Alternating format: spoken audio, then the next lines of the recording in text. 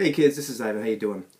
These days, I try to stay away from really controversial topics, but this is one that kind of came up as I was not only rereading Ron Edwards' Circle of Hands, which I'm planning to play in soon, which is great. So I'm reading it to play, not just to read.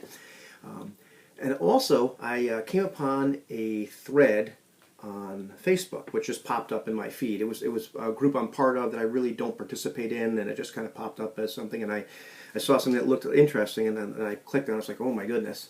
And also, I've been going to therapy as of late and dealing with latent childhood trauma and all that kind of good stuff, which has been just wonderful. And if you've noticed, I've put a little weight back on after losing it over the past year. That's true, and part of that has just been due to stress eating over these sorts of things. So I say that to say that I understand what like things like being triggered and trauma are. I'm not completely alien to those concepts, and understand them pretty well, as a matter of fact. But this video isn't exactly about that, but just kind of putting that out there.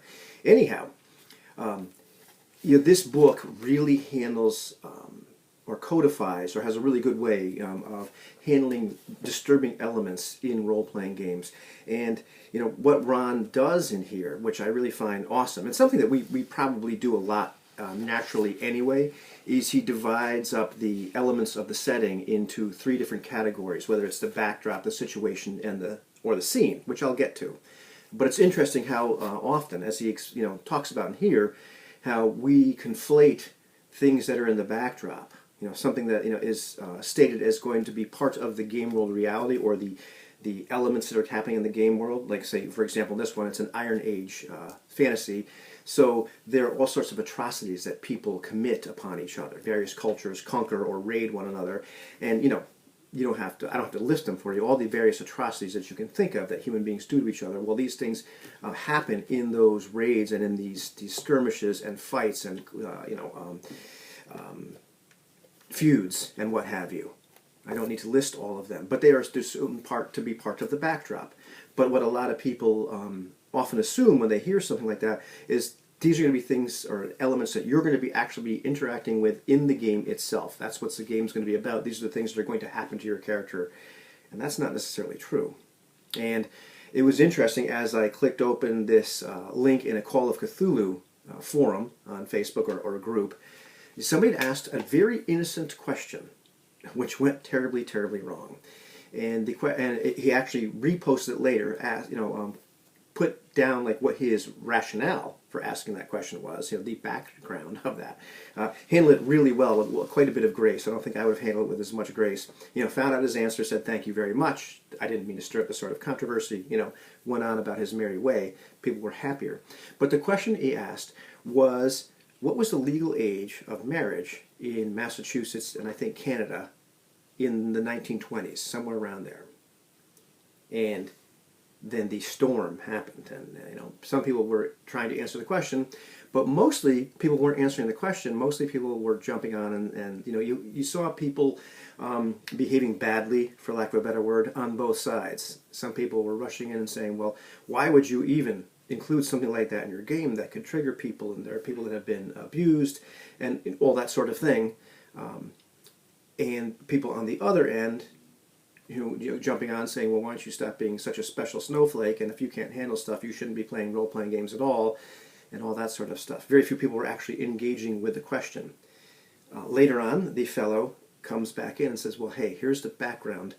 One of the investigators has saved some young woman or whatever, some scion of a family. I'm probably saying it wrong, but the idea is now he's obligated to marry her when she turns of age, which will be in a couple months. And just for historical authenticity, I wanted to figure out, well, what is that age? Is it 18? Is it 20? Is it 21? I just want to know what age this young woman is to give her a number. It had nothing to do with pedophilia, that sort of thing. And then it was revealed the context for that question. And I kind of laughed to myself a little bit. I understood the perspectives on both sides, but it was a little bit ironic and a little bit funny because, of course, it's a Call of Cthulhu game, and this is a game where it's assumed that some pretty horrible things are going to happen, where there's some awful stuff in those stories.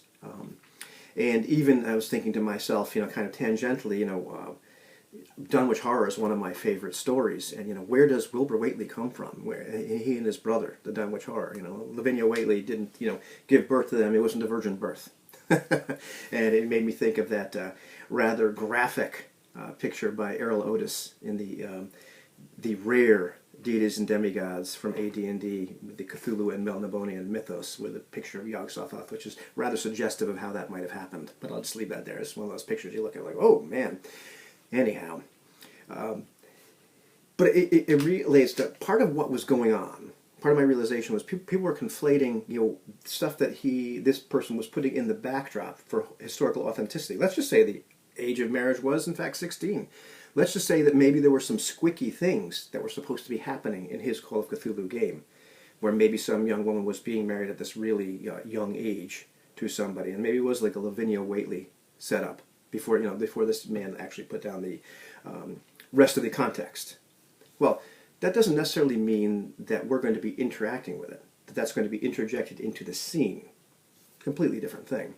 Now, just going off tangentially for a second, nothing I'm going to say here is supposed to be, an always or a never or, coming down on high. It's just one of the ways that is, very effective in handling stuff like this. And obviously context matters. What a lot of people brought up were like if it's, a lot of people played at con games almost exclusively. If you're playing at a con game, yeah, you should probably put up some disclaimers. Here's what's going to be included in this game. This gives you the chance to opt out. Perhaps there might be some method available if somebody finds something that's really offensive or just it really freaks them out, the old X card thing and what have you. I'm not going to go into that because much ink has been spilled on that and many videos have been made about that. But that's a different kind of scenario than, say, an established group of players where we all know each other. And I think I've even made a video where like sometimes you have to have this other safe space where it's okay to blow off steam. You're in a closed room, you're just with your friends, and some things are completely off the table.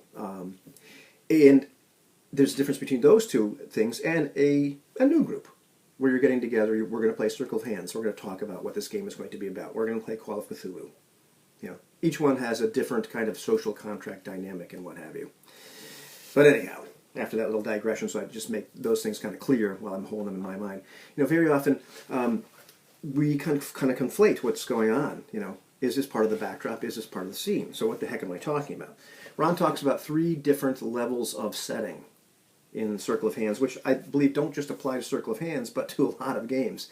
And it's important for this one because very often, this game is about some disturbing themes. It doesn't serve the game to completely whitewash over them. They need to be present in some manner. Doesn't mean you need to interact with them, but it's understood that they're in the backdrop.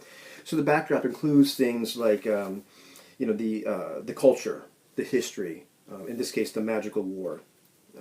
But it could be whatever war. Maybe you're playing World War II. Maybe I'll talk about Saving Private Ryan. The technology, the values, the ethnic groups, all that sort of stuff, the various creatures.